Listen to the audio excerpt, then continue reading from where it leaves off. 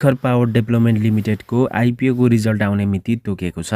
So कति गते result आउँदैछ र यो आइपिओ कतिजनालाई पर्छ यानि कि पर्ने सम्भावना कतिको रहेको छ त त्यसको बारेमा तपाईहरुलाई यो भिडियोमा जानकारी दिनेछु।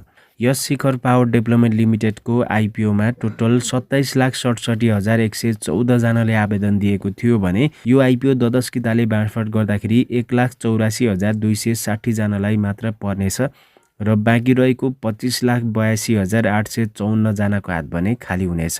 सो त्यसैले आइपिओ पर्ने सम्भावना एकदमै कम रहेको छ र आइपिओ परोस् भन्ने चाहनुहुन्छ भने आजैदेखि कमेन्टतिर ओम लेख्दै गर्नुहोला। र अब यो आइपिओ को बाँडफाँड यानि कि रिजल्ट भने चैतको 3 गते हुने भएको छ। सो त्यसैले आइपिओ भरेर रिजल्टको प्रतीक्षामा हुनुभएको सबैजनालाई एकदम बेस्ट अफ लक, तपाईहरुलाई आइपिओ परोस्। र यस्तै खाली आइपिओ सम्बन्धित शेयर मार्केट सम्बन्धित भिडियोहरु अपडेटहरु हेर्नको लागि चाहिँ हामीलाई फलो सब्स्क्राइब गरेर राख्नुहोला।